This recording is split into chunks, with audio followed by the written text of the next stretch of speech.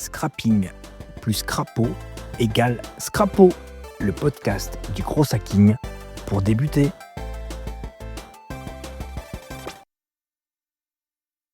Bonjour à tous, bienvenue sur ce 5e épisode de Scrapo.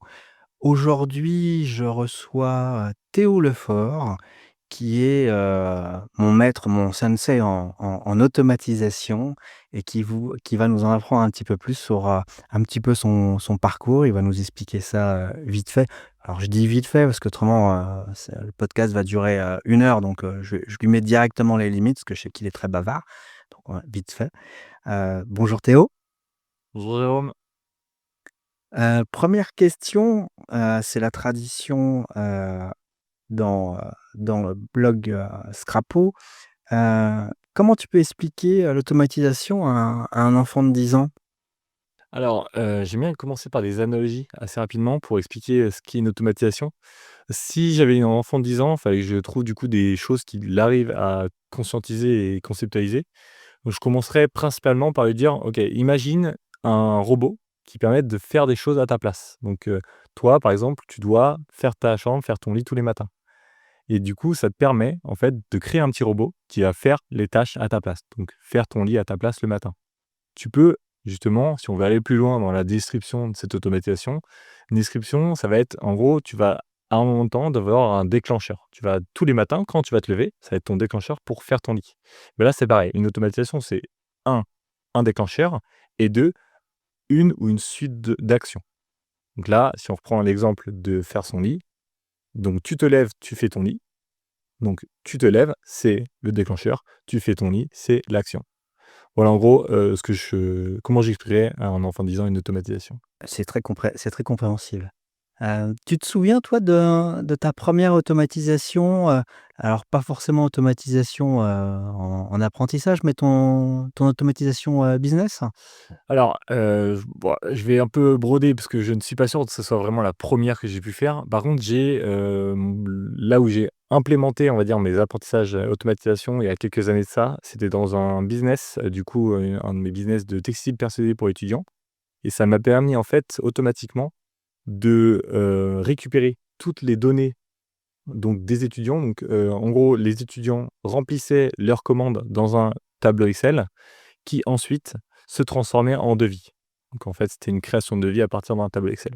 D'accord, un truc Mmh. classique, rien Très rien basique, au très contraire, simple, plus simples sont les plus intéressantes. En soi, on peut résumer aux 3 automatisations les plus simples à mettre en place dans son business qui sont, en gros, envoyer de l'information par un canal. Ensuite, on a le fait de modifier une base de données, un CRM pour les commerciaux, mais ça peut être plein d'autres choses. Et le troisième, c'est créer des documents automatiques. Donc là, j'ai un peu rejoint à peu près les 3 parce que du coup, ça te permet de récupérer les informations du Excel, les mettre dans un autre outil, du coup, mon outil de base de données de création de devis. Ensuite, créer le devis, donc créer le document et pour finir, envoyer le document à mon client pour qu'il le valide ou l'invalide en fonction de son envie. basique, structuré. Tout le temps, tout le temps, tout le temps. Le but, comme, j'expliquais pour expliquer pour une automatisation pour un enfant de 10 ans, on commence par un trigger, un déclencheur et ensuite la suite d'actions. Si vous avez à imaginer et à processer dans votre cerveau comment vos tâches, vos actions, donc que vous faites chaque jour dans votre travail, sont organisées, vous aurez beaucoup plus de facilité à justement les découper et savoir quel outil et quelle automatisation mettre en place pour automatiser ces processus-là. Parce que le piège finalement dans l'automatisation, c'est de commencer, à utiliser un logiciel comme Make, de regarder toutes les possibilités que l'on peut faire et finalement on réfléchit pas en amont à ce que l'on va vraiment automatiser. Exactement, exactement, tu as bien suivi mes cours, hein. Voilà. Non, l'idée, c'est clairement ça, c'est tu as une problématique et tu pars de cette problématique-là. Alors il y a 2 problèmes à ça. Enfin, pas forcément à ça, 2 problèmes que je vois souvent chez les débutants. C'est que premièrement, ils veulent, automatiser des choses qui ne sont pas automatisées dans leur travail. Donc, principalement, mettre en place des automatisations qui complexifient plus leur business qu'autre chose ou leur travail qu'autre chose. Donc là, l'idée, c'est vraiment de partir sur un problème profond, des tâches chronophages, répétitives et souvent sans réelle valeur ajoutée. basées sur ces tâches-là que tu as dans ton travail. Tout le monde n'en a pas ou plutôt tout le monde en a, je dirais, mais tout le monde a un degré différent de complexité et justement, d'automatisation dans son travail. Donc là, l'idée, c'est de trouver ces tâches-là qui sont répétitives, encore une fois, chronophages et sans valeur ajoutée, d'essayer de les trouver pour les automatiser. Ça, c'est la première chose à mettre en place. Et l'autre erreur que les gens font, du coup, c'est, que quand tu commences à automatiser, tu commences à avoir l'addiction d'automatisation. J'ai pu faire ça pendant pas mal de mes business, à automatiser des tâches qui ne servaient à rien, autrement qui servent à quelque chose, mais par contre le faire à la main me prenait moins de temps, que le faire, sous forme d'automatisation. Donc en fait, soyez rationnel, faites-le à la main dans un premier temps avant d'automatiser. Quand vous voyez que ça prend beaucoup de temps de façon récurrente et cetera, dans ce cas-là, vous l'automatisez. Il y a aussi une partie, qui est assez importante, qui est outre le temps que ça va gagner, c'est aussi potentiellement une tâche peut être intéressante à automatiser si, vraiment ça vous prend du temps de cerveau. En gros de la charge mentale et cetera, ça peut être intéressant justement de l'automatiser. Et puis, il peut y avoir aussi cette, problématique d'outils. C'est-à-dire que tu payes ta licence Make, donc tu te dis, bon, ou n8n Mmh. ou Zapier, peu importe, et tu te dis: «Bah, je veux rentabiliser cette licence», et tu t'aperçois que finalement, il y a il existe, je vais prendre un cas tout bête, dans Tally, qui permet de faire des formulaires. Tu peux tout simplement, envoyer quand quelqu'un a répondu à un formulaire, directement à un Google Sheet. Là, tu as pas besoin de Make pour le faire, Tout à mais fait. tu peux le faire dans Ouais. Make, et moi, je me suis pris un peu au jeu au départ dans Make. Tu te dis: «Bah, je vais rentabiliser mes connaissances», puis finalement, tu t'embarques dans des trucs pas possibles, alors que, ben, le logiciel, de base te permettait de faire une petite automatisation, Tout à fait. sensée, quoi. Encore une fois, le but est pas de tomber amoureux des outils et de tomber accro et d'être, on va dire, vraiment accro aux outils. C'est dire: «OK, chaque outil a ses utilisations et des moments plus opportuns que d'autres pour être utilisé. Comment utiliser les bons outils au bon moment?» Le but est pas d'en avoir 36 000, mais de trouver justement ceux qui font correctement le travail pour ça. Alors on a oublié la partie, où tu te présentais. J'étais parti pour te lancer, je fais: «Hop, C'est punaise, j'ai oublié moi». Voilà, je suis parti Carrément, directement. vraiment de ça à la fin, c'est très, très bien aussi. Alors moi, ça fait 10 ans que je fais de l'entrepreneuriat, maintenant 2 ans que je suis formateur et environ, 6 ans, du coup, que je fais de l'automatisation. Avant, j'étais grosse, j'ai d'ailleurs été durant les dernières années aussi directeur marketing, mais principalement, du coup, j'ai fait, de l'automatisation dans les 6 dernières années avec, du coup, automatisation plutôt marketing et commercial, au début, jusqu'à partir plutôt dans les processus, donc vraiment automatiser le travail de chaque personne, actuellement. Et j'ai à côté de ça quelques business, certains qui tournent tout seuls, d'autres qui tournent moins tout seuls, mais la plupart sont quand même pas mal automatisés et le but étant de trouver, on va dire, du temps pour faire, plein de trucs, de mon côté. Principalement de la formation, et du coup, de l'IA et de l'automatisation, mais aussi potentiellement plein d'autres choses, en termes de projets. Voilà, parce que tu peux t'ennuyer, vite, dans C'est un peu le problème, ouais, et évidemment. Mais après, déjà, enfin, je pense que j'ai choisi le bon domaine, l'IA et l'automatisation. Là, ils sont en plein boom, du coup, j'ai pas le temps de m'ennuyer. Au contraire, j'ai presque du mal à me tenir au courant de tout et c'est extrêmement crevant et donc je trouve, je m'en sors pas trop, trop mal, mais c'est la première fois depuis le début que je suis commencé à travailler, on va dire et à apprendre des choses, où je suis senti, on va dire, enseveli sous la charge de connaissances. Je me suis dit: «Comment je fais?» Et ça s'est passé il y a quelques temps de ça, il y a à peu près un peu plus d'1 an et du coup, c'est ce qui m'a fait choisir de, me concentrer sur plutôt tout ce qui est automatisation de tâches dans l'IA et pas juste sur la partie, aussi design de l'IA. et justement, tu parlais, de veille, je m'aperçois qu'en effet, enfin, tous les jours, tu as une nouveauté, tous les jours, il y a quelque chose qui Mmh. se passe. Comment tu vois et comment tu as, perçu les agents IA qu'on peut retrouver dans Make? Alors je prends Make parce que c'est ce que je connais mieux, mais on a l'impression que ça va toujours faire, tout à ta place. Quel est ton rapport à ça? Et bah, j'espère que ça fera tout à notre place, comme ça on arrêtera de travailler, pour des tafs, qui n'ont peu ou pas d'intérêt et prendre plus de temps pour nous et nos familles. Non, blague à part, pour l'instant c'est pas encore assez au point. J'espère qu'à terme ça fera quand même beaucoup de choses à notre place, mais c'est comme plein de choses, ça se fera, bon j'espère pas trop brutalement, mais pour l'instant c'est pas au point en tout cas. À terme, je pense que si l'IA arrive à un certain niveau et je pense d'ici 5 à 10 ans, très facilement, on devrait arriver à remplacer beaucoup, beaucoup de travail, possible. et justement, pouvoir mettre des personnes à des endroits un peu différents dans la société, remettre l'humain, au centre, on va dire de tout ça et retrouver du temps, pour nous et moins mettre, on va dire, le travail au centre de notre vie et plus, on va dire, bah, notre vie, et le travail, n'est qu'une partie de celle-ci. C'est intéressant ce que tu dis parce que du coup tu parles, on va utiliser, l'IA pour mettre, plus d'humain, alors qu'on a l'impression que des fois c'est le Tout contraire. à fait, ouais. Et c'est bien Mmh. ce rapport-là. C'est le but, c'est histoire de dire: «OK, on a quand même énormément de taf de travail qui ont été créés depuis, on va dire de quelques années de là, qui sont considérés comme, selon un livre qui s'appelle Bushy Jobs de David Graeber, comme des Bushy Jobs justement Voilà, ouais. et en France, c'est considéré alors après c'est débattable, hein, mais comme 50 du travail. Parce qu'il y a en gros 50 des tâches faites en général par dans tous les travails qui sont à peu près automatisables. Alors évidemment, certaines tâches plus que d'autres, mais là on voit évidemment les personnes qui travaillent en support, du coup, support, client et cetera, qui peuvent être remplacés par les chatbots. En tout cas, une partie de leur travail peut être remplacée et facilitée grâce à l'IA et ça va arriver dans plein, plein, plein de métiers différents. On a C'est des déjà arrivé. Là, ouais, hein, ouais. j'ai pu avoir un service client où c'était, je cherchais une facture, on m'a demandé: «Qu'est-ce que vous recherchez?» Une facture, en 2 secondes, je lui ai donné, l'année, il m'a trouvé le L'IA produit, sans on voit bien, enfin c'était une IA. on va faire la même chose dans plein d'autres métiers. Même, là, on se voit quand même on a quand même un niveau de de comment ça s'appelle?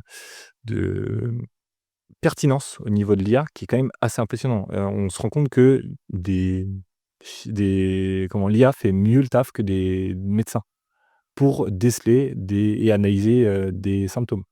Enfin, alors que les médecins, encore une fois, ils peuvent être crevés, leur travail peut, on va dire, perdre en qualité au fur et à mesure de la journée. Ça reste des humains, c'est normal. Exactement, ouais, c'est Par ça. contre, est-ce qu'on peut pas aider ces gens-là, qui travaillent déjà énormément, qui, coûtent à la société, même si, encore une fois, c'est pas forcément une mauvaise chose, hein, et qui coûtent énormément à la société, être aidés par l'IA pour leur faciliter leur travail? Et c'est ce qui est en train Mmh. de se mettre en place d'ailleurs. Là Alors je pense qu'il y a beaucoup de récalcitrants, comme dans les avocats, comme dans plein, plein de domaines, ouais, ouais, mais là ça ça va varie, ça ça ça varie. oui, Tout oui, à fait, ouais, ouais. ouais. En termes de conseils à un débutant, qui voudrait, se lancer dans l'automatisation, ta petite boîte à outils, pour pouvoir, aider alors boîte à outils, je dirais, peut-être conseil de bon sens pour commencer? Ouais, bah, déjà, encore une fois, comme ce que je disais tout à l'heure, n'automatisez que ce que vous savez déjà à peu près faire. Donc faites à la main dans un premier temps, du coup, les tâches que vous devez automatiser. Donc automatisez pas quelque chose que vous n'avez pas faire avant, en fin de compte. Après, il peut y avoir d'autres choses intéressantes à faire telles que, outre les outils, c'est surtout savoir l'outil qui vous convient. Donc je conseille évidemment un outil de base de données, un outil d'automatisation et un outil, on va dire, d'interface. Ça, c'est un peu les 3 si on veut, en sachant qu'on peut vraiment se concentrer sur un outil de base de données et après avoir les automatisations. Donc pour en base de données, moi, j'ai mon petit préféré qui est Airtable, mais savoir utiliser Google Sheets, est très, très bien aussi. Mais c'est vrai qu'Airtable est quand même super, intéressant, surtout qu'ils ont un plan gratuit qui est quand même assez accessible et qui vous permet d'aller assez loin. Ils ont un design qui est super intéressant aussi et très, très, sexy et le but étant de tester, vous, de votre côté, ce que vous préférez entre Google Sheets et Airtable avec ses avantages et ses inconvénients et choisir celui que vous préférez. Ensuite, niveau automatisation, moi, je conseille en priorité Make ou n8n. Make si vous êtes moins développeur et si vous êtes développeur, n8n, vraiment allez-y les yeux fermés. Très bon outil, C'est plus complexe c'est N8N. plus complexe, Je tout l'ai à fait. pris en main, je Mmh. l'ai installé. Il y a ce côté moins fun, hein, Tout à fait. Ouais, encore une fois, ça ressemble beaucoup plus enfin, c'est fait pour les devs. Bon, c'est un ouais, peu ça. voilà, Alors pas fait pour les devs, mais je conseille dans encore une l'esprit. fois, des gens qui sont développeurs, d'aller sur n8n. Ils retrouveront les mêmes mots, le même vocabulaire, les mêmes façons de faire et cetera. Là où Make va être plus facilité pour les non devs et vous pouvez aller quasiment aussi loin avec Make que n8n et on va dire, 95 du travail fait sur Make, sur n8n peut être fait sur Make. Il reste encore 5-10 qui peut être fait sur n8n. Encore une fois, les 5-10 vous aurez à moins que vous deveniez pardon, vraiment fort sur, en automatisation, vous n'aurez pas besoin de passer n8n. Donc, non dev, make, dev, n8n, simplement, sur Donc ça. Airtable, Airtable, mon Make du coup sur ma partie et pour finir, on va dire c'est un outil qui vient se plugger et enfin se brancher et du coup avoir une interface, quelque chose de visuel pour, on va dire mettre en image et mettre en exergue toutes tes données et toutes tes automatisations. Ça serait, soit Airtable Interface, donc qui ont eux-mêmes en gros Airtable l'avantage c'est qu'ils ont des automatisations, des interfaces et du coup les données en un seul et même outil. D'accord. Vous pouvez aussi utiliser du coup, Software qui se plug justement et qui se branche à ces outils-là de base de données pour faire de la visualisation de données qui pour moi est, on va dire un peu plus compliqué à mettre en place, mais plus complet et plus, malléable. Et sinon, un autre qui pourrait être intéressant, si j'en ai un troisième à donner, je sais même pas si j'en aurais 3e parce qu'il y en a plein d'autres, ça dépend vraiment de votre besoin, mais Où tu situes, Notion pour pouvoir le Notion, en gros, Notion, c'est pas vraiment la même chose. Notion a une bonne capacité de base de données. Le problème de Notion, c'est quoi? C'est que leurs données sont beaucoup moins, on va dire, mises en avant et parce que c'est l'interface qui fait ça, hein, qu'Airtable. Si vous traitez beaucoup de données et vraiment vous voulez vraiment traiter la donnée, dans ce cas-là, je préfère Airtable à ouais, Notion. c'est ton chouchou. Ouais, exactement. Mais et j'adore Airtable, j'adore Notion, hein. J'adore Notion aussi. Le problème de Notion, c'est que c'est très compliqué, d'utiliser Notion en groupe avec des personnes qui ne savent pas utiliser Notion. Parce qu'en fait, l'avantage de Notion, c'est que tu peux tout faire. Mais le problème dans un outil que tu peux tout faire, c'est que tu peux faire n'importe quoi. Ouais, c'est Et ça, si tu ne ouais. sais pas comment fonctionne Notion, tu feras n'importe quoi. C'est vrai que l'interface de Airtable, pour l'avoir, vue en cours avec toi, c'est le côté structuré. Exactement. Tu as Ouais. beaucoup moins de choix, de possibilités. Là où Airtable, tu peux faire des choses vraiment à ta façon, avec, tes templates. Enfin, c'est vraiment tu as beaucoup plus de créativité avec Notion. Mais du coup, tu es bloqué, avec Airtable et c'est ce qu'on cherche en fait, en fin de compte. Avec des personnes, on a besoin de 3 boutons pour faire les actions, pas besoin de trucs, alambiqués, comme sur Notion. Ouais, ça Le but that's de simple. l'efficace et cetera et c'est ce que j'aime avec, Airtable et c'est ce que j'aime retrouver sur Airtable. Là où Notion, pour l'utiliser moi et pour avoir de la flexibilité, j'adore. Dès que je commence à travailler avec quelqu'un qui ne sait pas utiliser Notion, là, je commence à perdre plus de temps, en fait, à réparer les erreurs des autres personnes qu'en fait, faire mon travail. Donc Tout simplement. il y a en même temps, c'est du bon sens, en fin de compte. Ouais, ouais, Ouais. tout à fait. Ça pourrait être presque une conclusion, mais je vais te demander, comment on fait pour te trouver sur les réseaux? Est-ce que tu as un site que tu voudrais mettre en avant de ce que tu fais? Ou simplement, ton LinkedIn, Théo Lefort, Ouais, ce sera sûrement sur LinkedIn dans un premier temps, parce qu'en fait, je lance des projets un peu tout le temps et j'en parle jamais vraiment, précisément. Mais si je suis amené à parler de choses, ce serait principalement sur LinkedIn. Donc je conseille plutôt les gens d'aller sur LinkedIn. Mon site actuel, de mon ancienne agence n'est plus actif. Là maintenant, je suis repassé freelance. Donc le mieux, c'est du LinkedIn et si vous avez une question, n'hésitez pas à m'envoyer un petit message, potentiellement même, mon numéro qui pourrait être mis, là, comme ça, vous m'envoyez un message sur WhatsApp. Je réponds assez rapidement normalement, que ce soit sur LinkedIn ou par WhatsApp. eh bah, écoute, je te remercie. Je mettrai tout ça Merci à toi. dans le lien dans le blog, Scrapo. Merci Théo et puis, à la prochaine. Merci, ciao. Merci à toi. Scrapping plus Scrapo égale Scrapo, le podcast du gros hacking pour débuter.